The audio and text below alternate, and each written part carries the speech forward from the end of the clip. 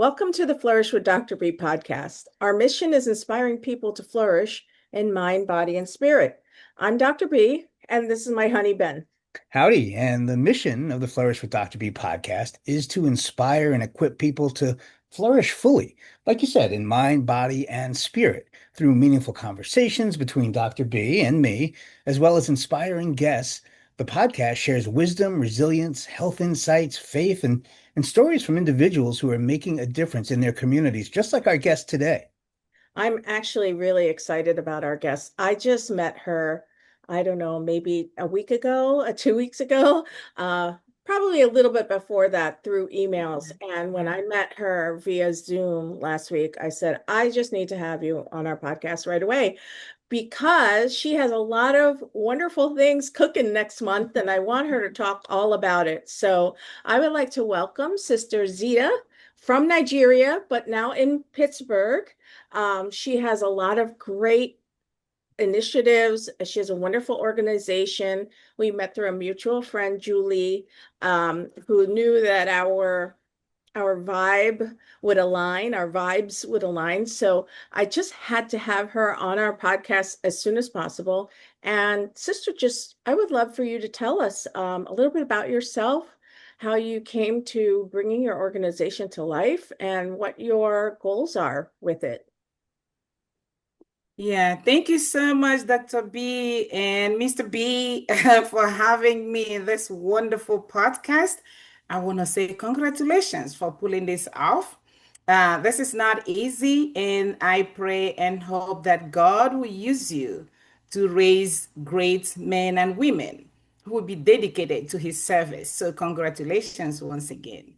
Thank Hi, you. viewers. My name is Reverend Sister Zita Iwuoha. I am originally from Nigeria, born and bred.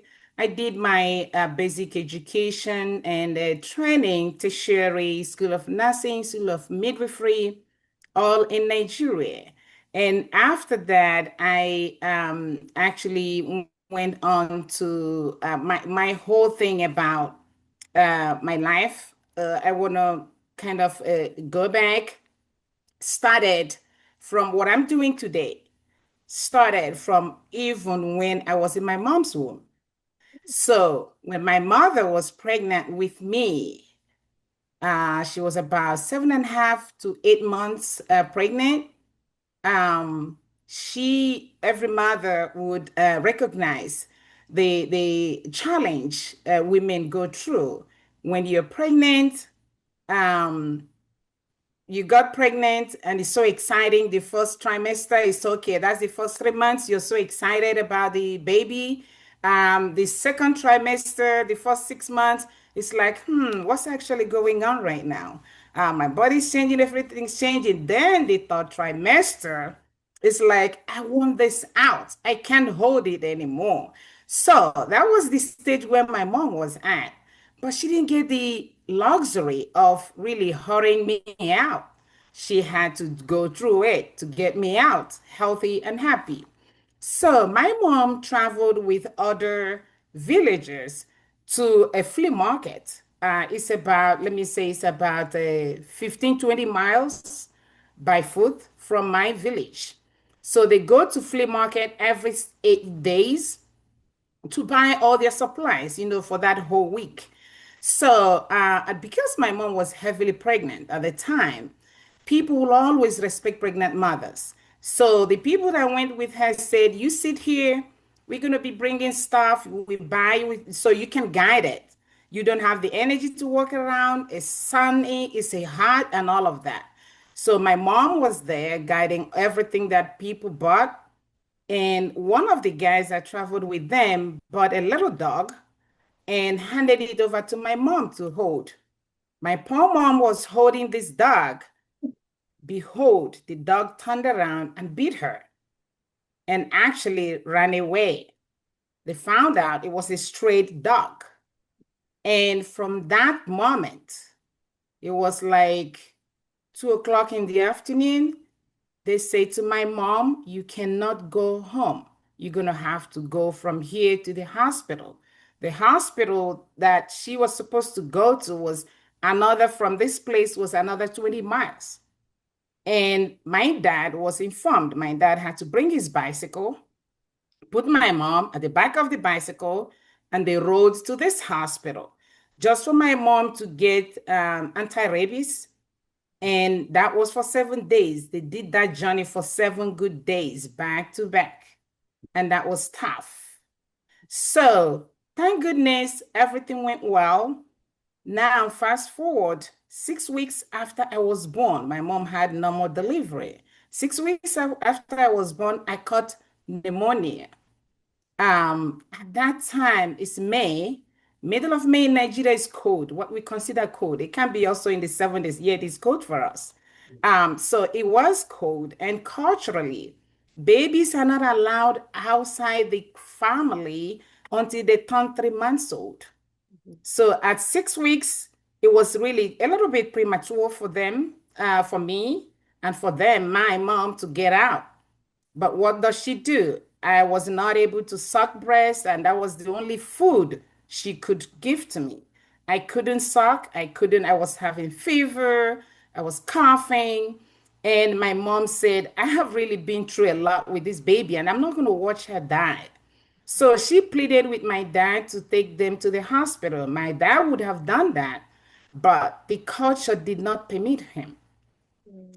My mom, out of desperation, just picked me up one morning, put me at her back, tied me behind her, and walked 30 miles to this hospital. Wow. On the road, she stopped, periodically to breastfeed me with no food to eat or drink for herself. By the time she got to the hospital, it was almost sundown, and she was sick, and I was sick.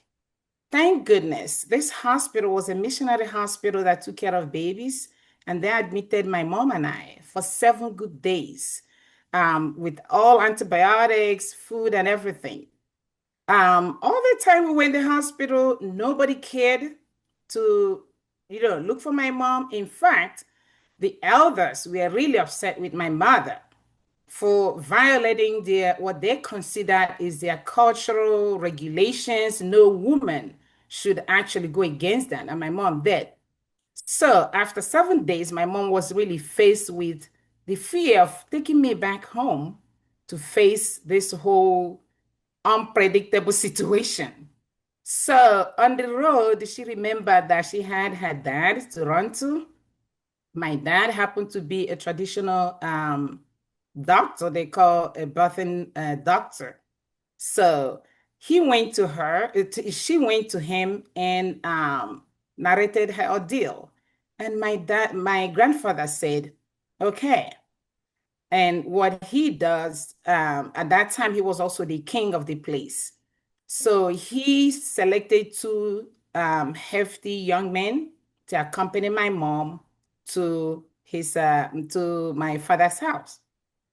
And my mom was happy because having two companions was sending a strong message to the villagers that you dare not touch my daughter.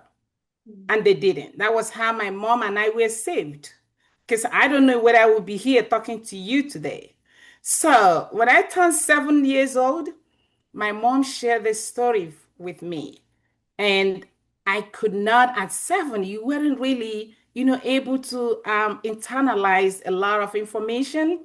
But one thing stood out for me. I said to her, Mother, I cannot understand how you literally put your own life at risk to save me. And I said, the resilience, I can't even understand how that happened, but she did.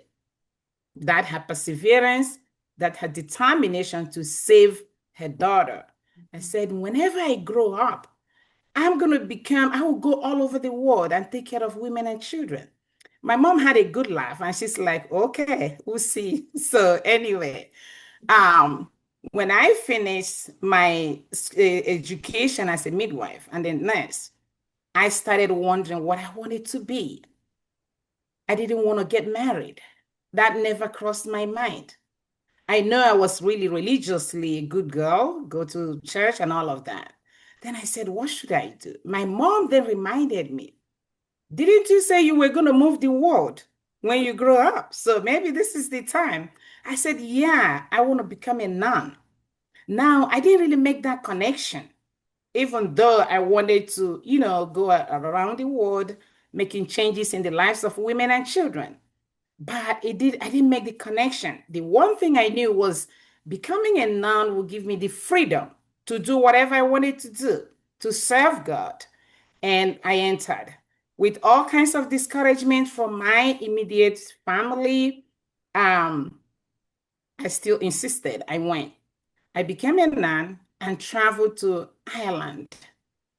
So before I went to Ireland, I was a missionary in different parts of Nigeria, and then I was sent to Ireland.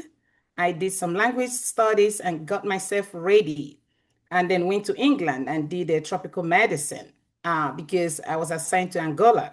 So prepared myself, went to Angola, and became a missionary. So I traveled all over Tanzania, Uganda, Kenya, Namibia, all of those areas, trying to do what I felt called to do, and that is taking care of mothers and taking care of babies and families.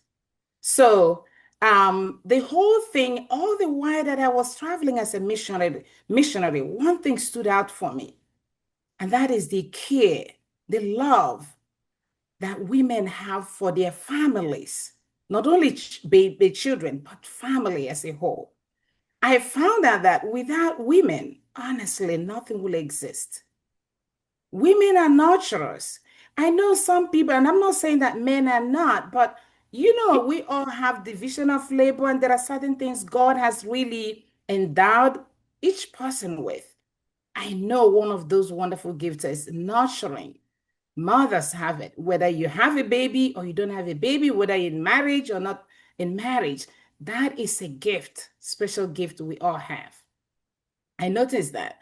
The second thing I noticed was how women were really, in spite of all they do, all the sufferings, all the process of getting pregnant, raising children, and supporting families, they are still not regarded, not recognized as they should. So I was asking myself, upon that, a lot of them are also dying out of neglect.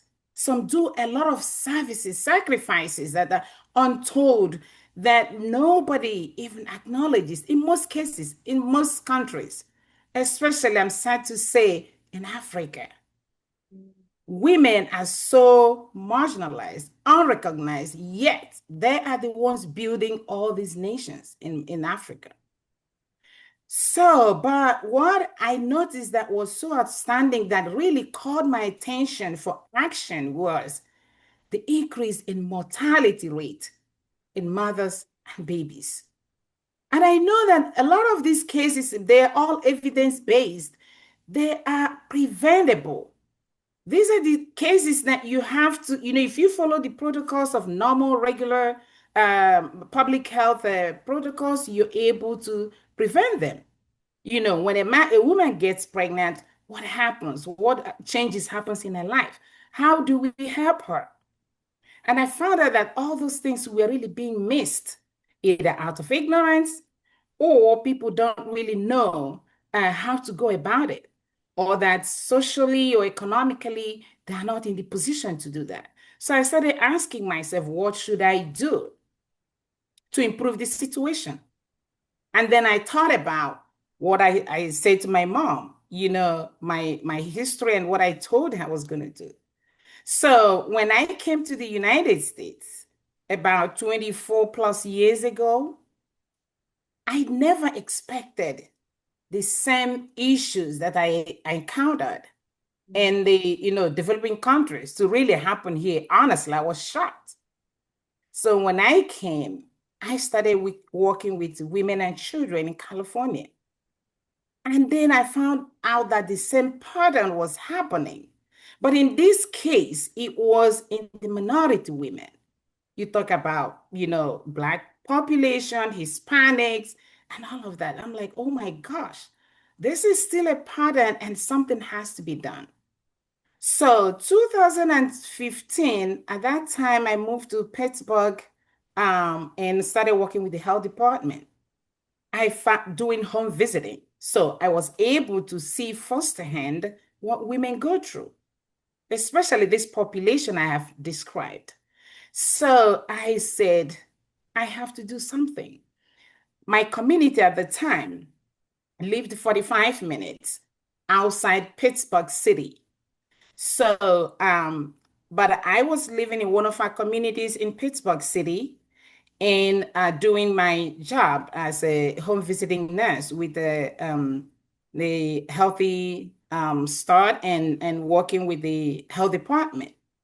So one day I encountered a woman who 2015, one of the biggest hospitals here, who she is also in the minority. This lady, I followed her all through pregnancy. During childbirth, she nearly lost her life and the baby. Thank goodness I was there as a support person for her. And I intervened the much I could and saved her life. What was interesting about that case was this lady is from Nigeria. She survived, thank goodness, but she lost her sister in Nigeria 6 months prior with the same preeclamptic issues that she had. I also lost an extended cousin that same period due to the same thing. So when I came back and I shared with my community, I said to them, I think time has come for me to do something. I just cannot sit back and watch. As a midwife, birthing for me is a thing of joy. It's not a life sentence, but that's what I have witnessed. Thank goodness this my patient here made it.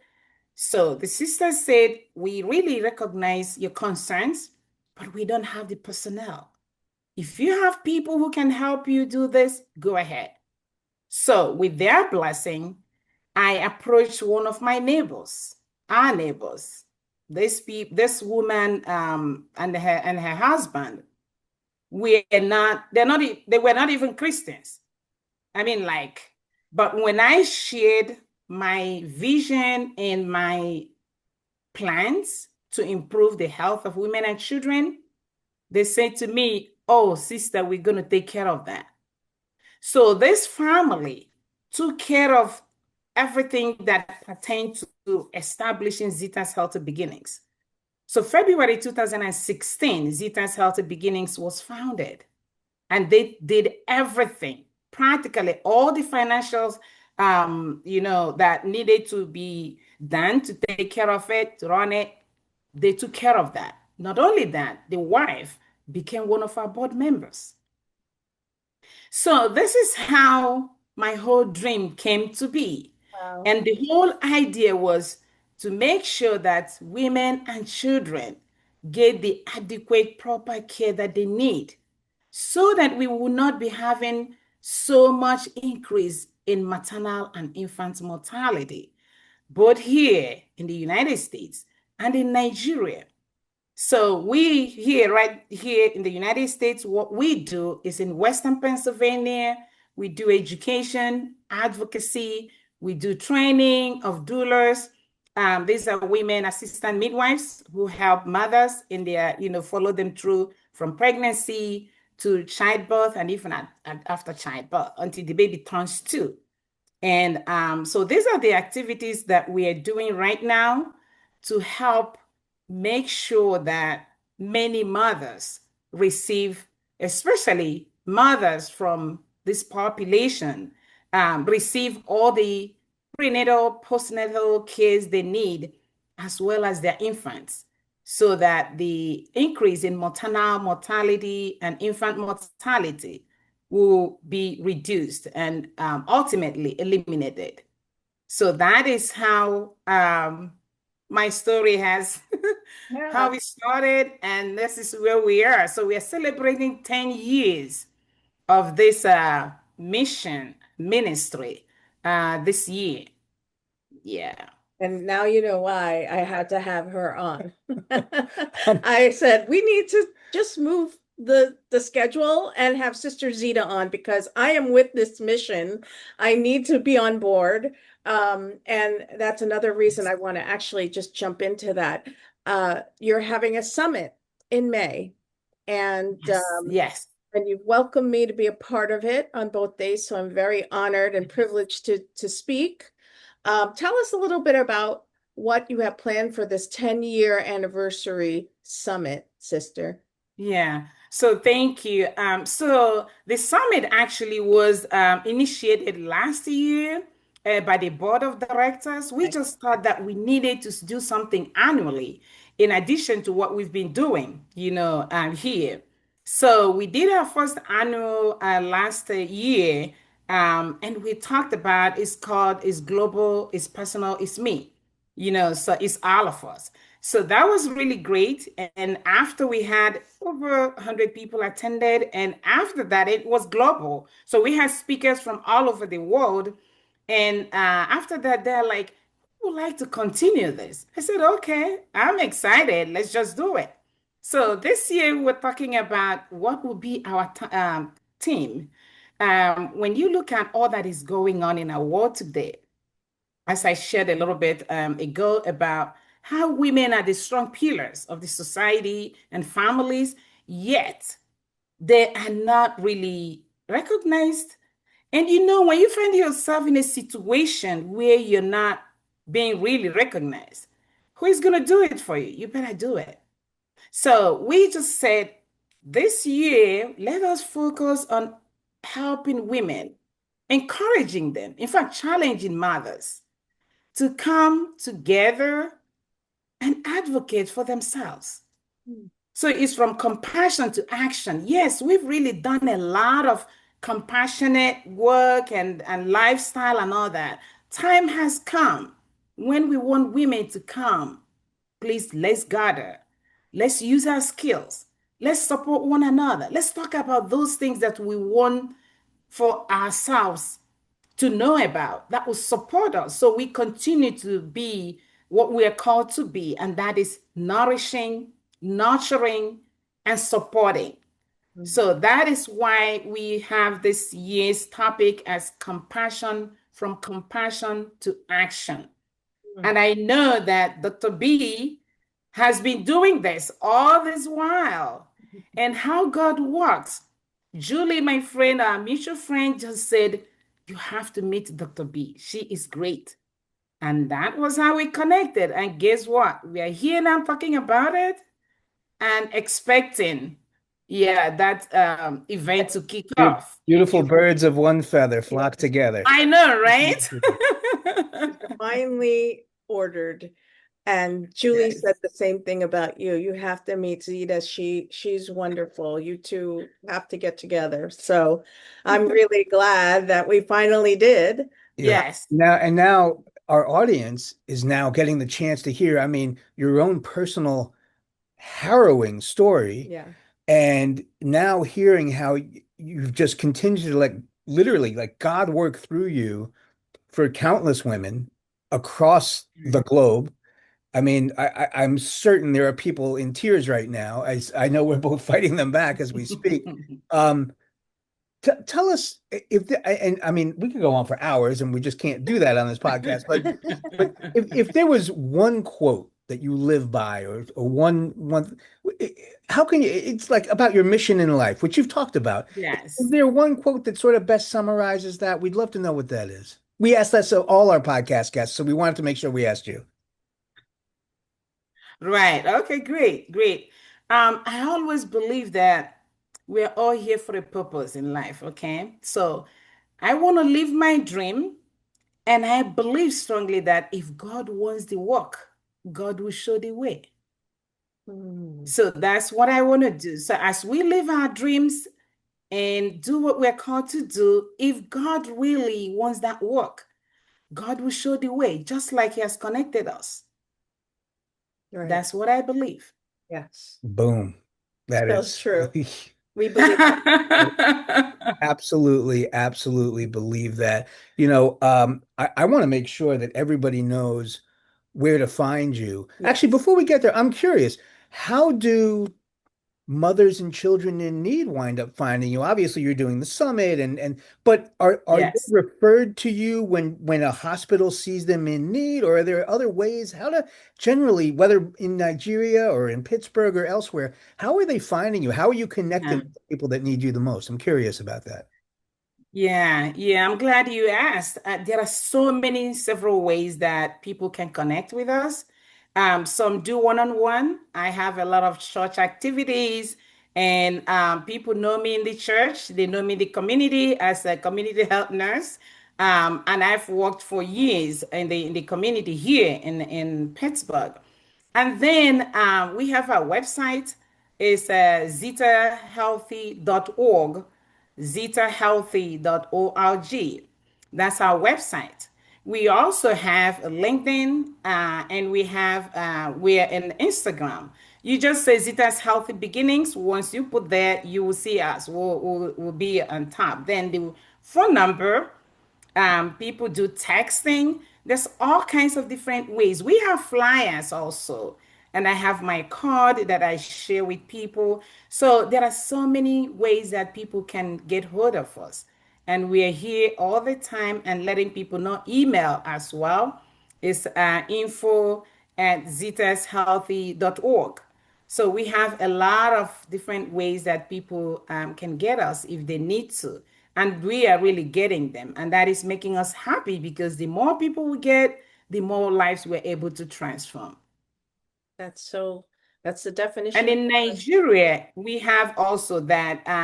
But what was different in Nigeria is we have, like we do annually, we do our outreach, medical outreach every year. And when we go, we have a medical team that work with us and they kind of prepare the groundwork for us too. You know, annually they talk in different churches. We utilize the leaders, local leaders as well in Nigeria, these chiefs, the local government chairpersons, the state as well. So we make sure that everybody there know who we are and able to make that connection. You know, communal life is really it thrives a lot in Africa, and maybe that's our heritage. So people like to communicate that way, and that really works. So we have several people who are connected that way. We also have other clinics, in Nigeria who are collaborating with us. And we feel that way with another organizations such as Rotary International. So we have all these Christian Mothers Association, all of these connections and the church-based organizations as well. So all of these links and connections are really helping us to propagate, this whole message and to build life and continue to sustain life. And I was saying, that's basically the definition of flourishing, like just, ministry, Yes, ministry is messy, right, sister? Ministry is yes, messy, but we do it anyway. And that's the right, definition of right, flourishing. And right. can you just tell us really quickly about the dates of the Women's Summit? And can people view it? Yes, yes, definitely. We are so excited about this year's summit because, like I said, I shared what we're going to be talking about, and now we are encountering and sharing, connecting with powerful women like Dr. B, who is going to really share about all about flourish. I love the word flourish because that's the word that really is energizing. You say flourish. I mean, yeah. And this time of the year and next month we're all blossoming and flourishing. So it's gonna be May the 8th and the 9th. It's Friday and Saturday. And it starts from 11 a.m. through 3 p.m. And we have fantastic speakers, men and women, and some also in the ministry. We have a priest who will be joining us.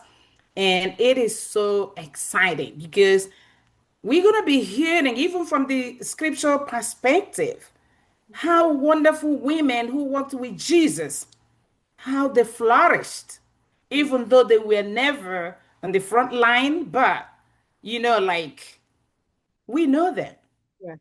we Yeah. know what they did. So now we're trying to highlight, and that's part of advocacy, right? trying to see what these women have done. Let's emulate them. Let's share that with the world. So yes, and we will be on a Zoom link. We will also be putting it on our LinkedIn as well. We'll be sharing it on our Facebook page, and it's gonna really be wild. Yeah. Yeah. That's I amazing. can't keep up with Sister Zita. Wow. So, and I also shared with Sister that we have a very special place in our hearts for Nigeria, because we have friends that are also priests and nuns from Nigeria. And our youngest son's best friend and became roommate in college is from Nigeria as well. So we'll be sharing this with all of them. Absolutely. Absolutely. Absolutely. And You see how God makes all these connections? yeah, It's incredible. yes, we'll share all that information, all your links in the show notes Yes, and please in our do. post. So don't Yes. worry. And we will be sending this all out to our networks. And you feel free to share. And anybody who's listening, feel free to share as well. Yeah. So I wish we could sit and talk with Sister Zita all I know. afternoon, but I I know know. she's busy. We have things that we need to Right, get right. this summit going. But don't fly off without checking the show notes and bio, and ways to get in touch with all three of us are there waiting for you. Yeah. So So until next time, everybody, Yes. next time in the hive, that is. be kind and flourish fully. Thank you so much, Sister Zita, for being with us today. We feel so blessed to have you as our guest today. Thank you. Thank you. You're welcome. It's my pleasure. This is a blessing to me. Thank you so much. And we look forward to having you in our summit. I Thank am looking you. forward to it. Thank Thank you. you. You're welcome, dear. Thank Bye-bye you. now. Blessings. Thank Thank All you. right, bye.